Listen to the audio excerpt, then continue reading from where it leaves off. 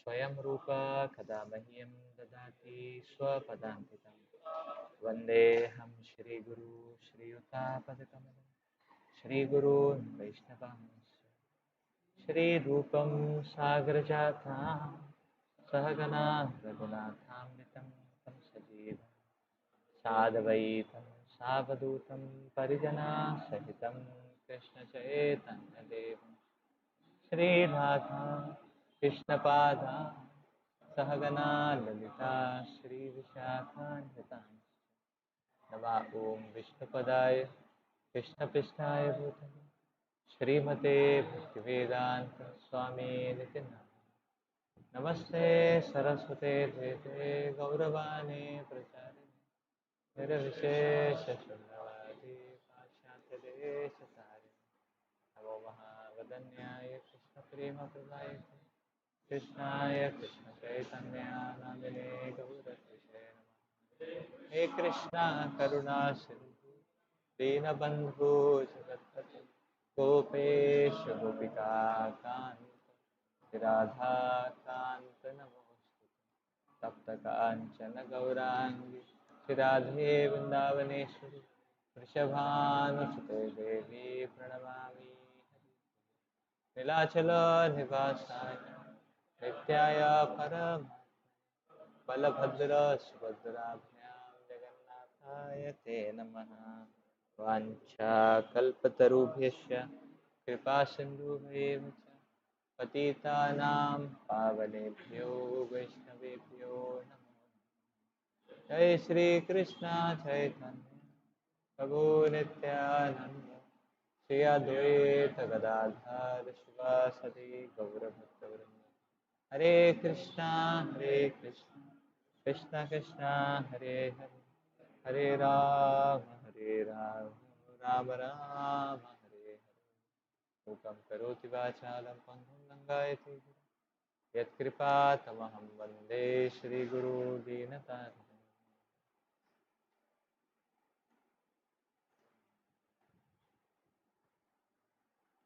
Continuing with text 2.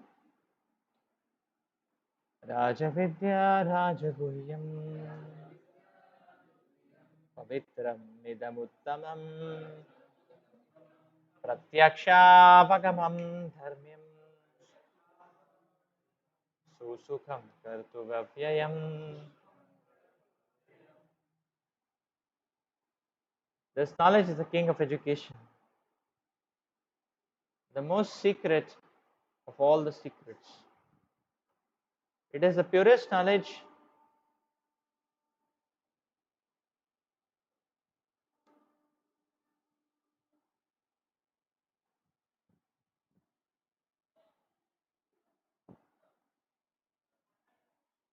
and because it gives direct perception of the self by realization, it is the perfection of religion.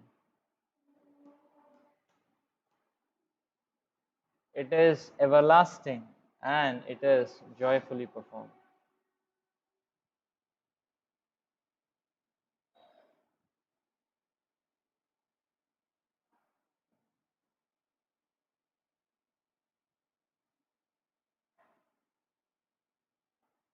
I believe we have to read the purport from paragraph 4 onwards.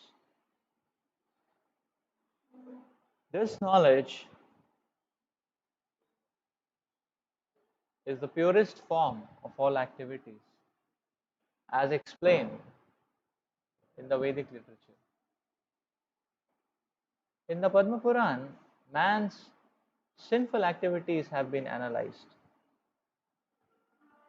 and are shown to be the results of sin after sin. Those who are engaged in fruitive activities are entangled in different stages and forms of sinful reactions.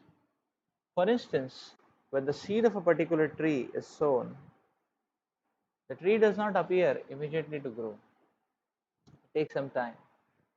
It is first a small sprouting plant, then it assumes the form of a tree, then it flowers and bears fruit, and when it is complete, the flowers and fruits are enjoyed by persons who have sown the seed of the tree. Similarly, a man performs a sinful act, and like the seed, it takes time to fructify. There are different stages. The sinful action may have already stopped within the individual, but the results of the fruit of that sinful action are still to be enjoyed. There are sins which are still in the form of the seed, and there are others which are already fructified and giving us fruit, which we are enjoying as distress and pain. As explained in the 28th verse of the 7th chapter, a person who has completely ended the reactions of all the sinful activities and who is fully engaged in pious activities Being freed from the duality of this material world, becomes engaged in devotional service to the Supreme Personality of Godhead Krishna. In other words, those who are actually engaged in the devotional service of the Supreme Lord are already freed from all the reactions. This statement is confirmed in the Padma Purana. Aprarabdha phalam papam kutam bijam phalonmukham kramenaiva praliyeta Vishnu bhakti ratatmanam. For those who are engaged in the devotional service of the Supreme Personality of Godhead, all the sinful reactions, whether fructified in the stalk or in the form of a seed, gradually vanish. Therefore, the purifying potency of devotional service is very strong, and it is called Paramam Uttamam, the purest. Uttama means transcendental, Tamas means material world of darkness, and Uttama means which is transcendental to material activities. Devotional activities are never to be considered material, although sometimes it appears that devotees are engaged just like ordinary men. One who can see and is familiar with devotional service will know that they are not material activities. They are all spiritual and devotional, uncontaminated by the material modes of nature. It is said that the execution of devotional service is so perfect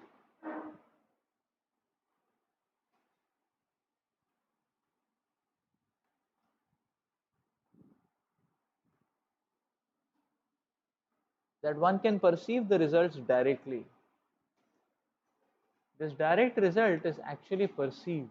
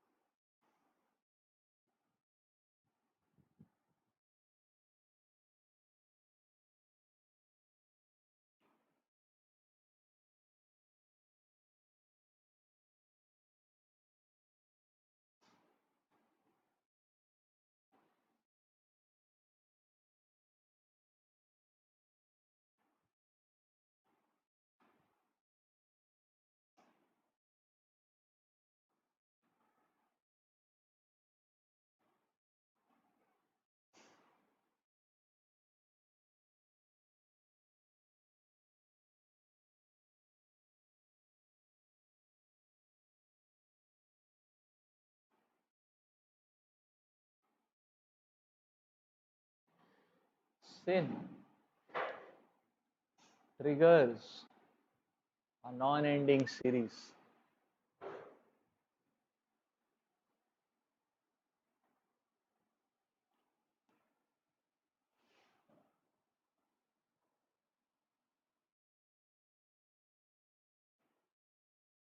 So, for one on the material plane, there is no exit criteria. There is only loop, loop, loop, and loop. No exit criteria. The person is looping in the same kind of mentality, The person is just uh, bringing about variations of the same kind of mentality or the same quality of mentality, which acts like a slow poison and degrades him. And when one is degraded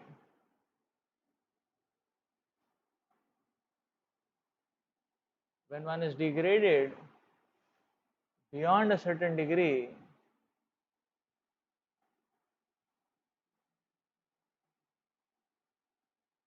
or when one is degraded to the bottommost rungs, then the Lord again tries to offer him a chance.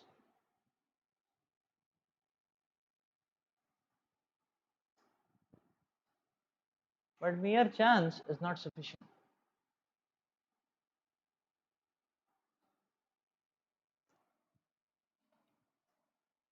So that is why we will see that the opportunity to make a choice is only given for a very small period of time. Only in human life and above that choice is given.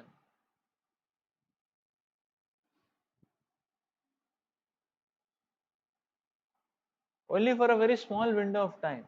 Why? Because there is a great reason why this is there. So, if the chance is given, just imagine if the chance is given for eternal time, there will be no limit to what the living entity will degrade. So, therefore, he is given only fixed time. And that's why the maximum limit to what he can degrade is the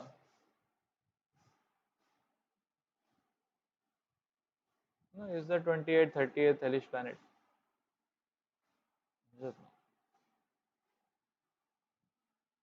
Below the Patala.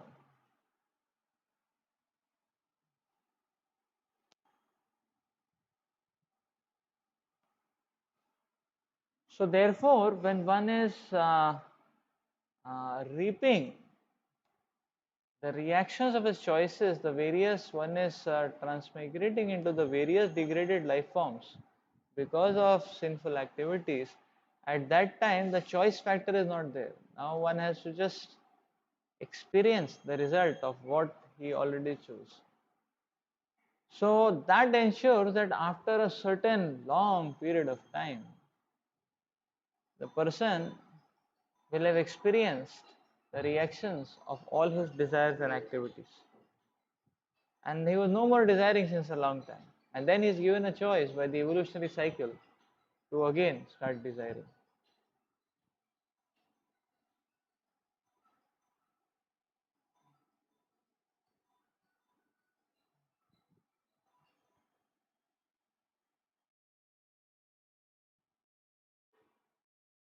Then he is given a choice to again start desiring.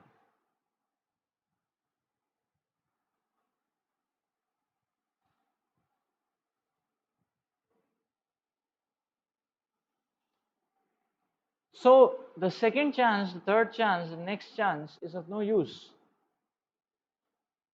because the mentality remains the same. The mentality remains the same.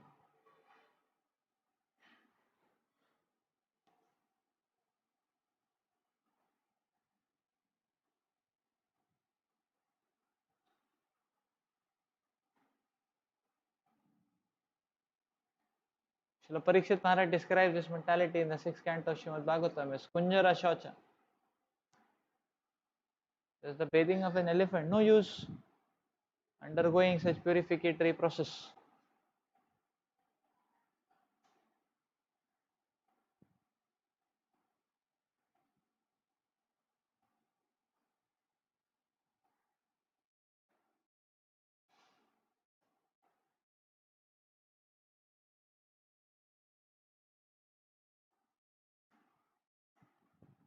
The mentality remains the same. And therefore, the living entity keeps looping. So, therefore, this sin is an endless loop. There is no exit criteria from this. Actually.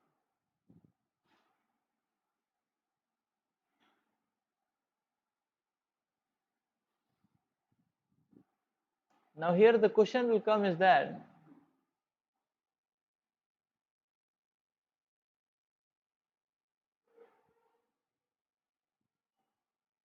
any living entity,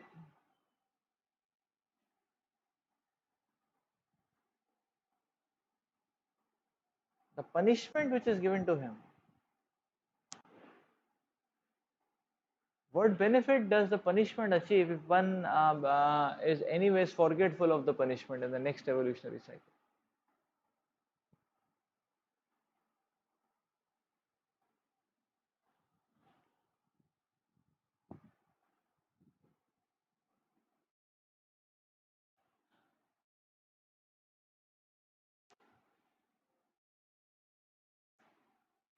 So that point has to be understood properly. Because otherwise we'll say that okay, then what is the use? If one is punished immediately, at least one can learn a lesson. But if one gets forgetfulness in between, then where is the learning of the lesson? So this is the question which can haunt when we talk about sin and sinful reactions. It was interesting. Why interesting? Because so by the time the living entity comes to the next evolutionary cycle, he gets a human body again. He is forgetful of where all he has landed before. When was his previous human birth and how many births he took in between. So, but by default, as a thumb rule, a person has been an avid traveler, traveling into various uh, hubs of sinful arenas, the lower planets, the hellish planets. So, so that area there is heavy traffic. The lower planets, hellish planets, the traffic is very heavy, like that. Up, the traffic is less. The higher planets, the traffic is less. The traffic jams are less. Down, it's too much. So, so what is going to happen is like this. Then a person, and then we hear that actually the tendency to commit sin increases the proclivity or maintains or nourishes or increases the proclivity of committing sin. Sin after sin, sin after sin, sin after sin. Which means that when one gets a next evolutionary opportunity, his sinful mentality will still remain like that.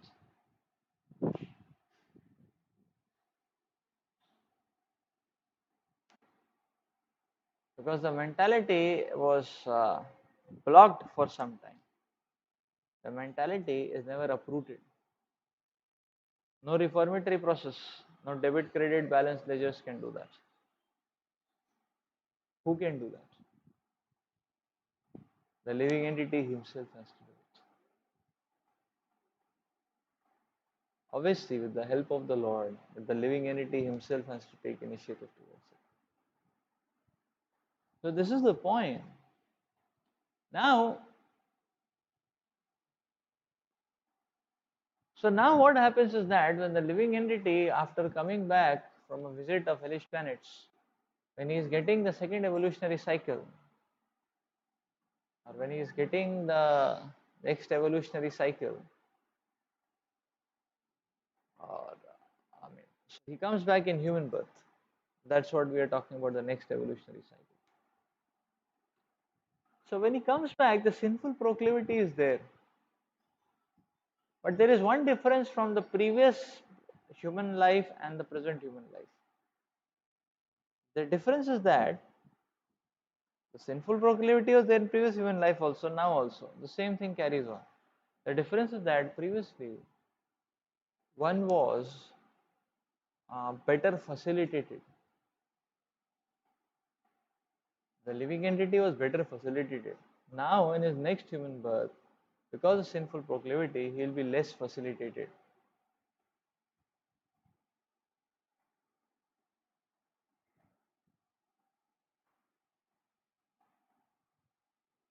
Facilitation, the amount of facilitation depends on pious activities. So if the pious activities are good enough, then a person will not degrade to lower life forms at all. He will remain in the planet itself, or one will ascend to the higher planets. But if there is sinful proclivity, then a person descends down. So now he will see that there is more resistance in his committing or his unleashing his desires, because the person is not facilitated. Therefore, the Lord has kept the mechanism that Janma Aishwarya Shrutashri are available to a person who has some amount of piety. And if one misuses that piety, next life is not getting the same amount of Janma Aishwarya Shrutashri. So that means if he wants to do sin, he will not have that much facility, that much caliber. That means his resistance is going to be more.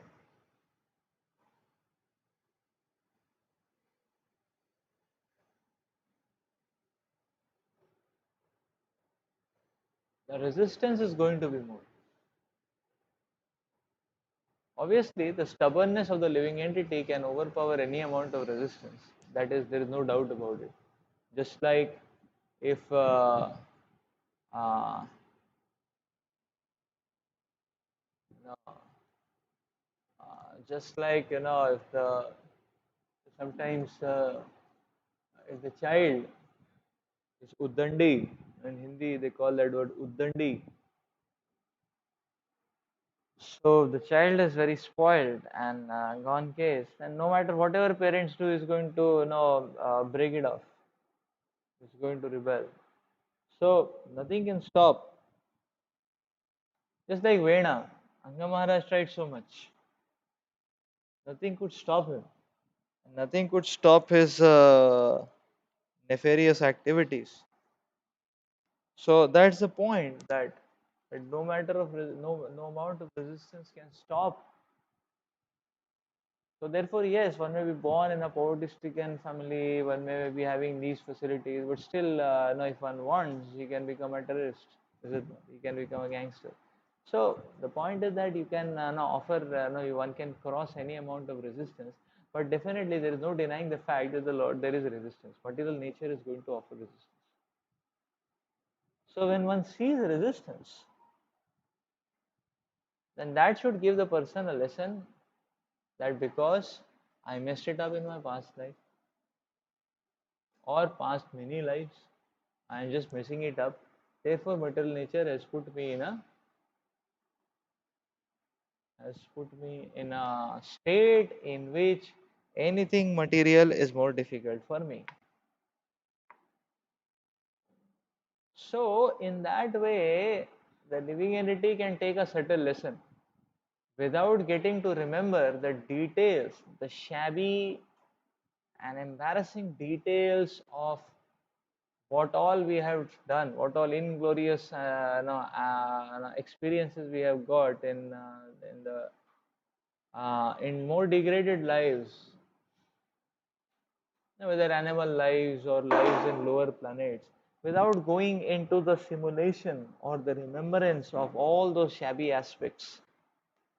One can just take a lesson that now even if I want to do sense gratification, it is not so easily available for me.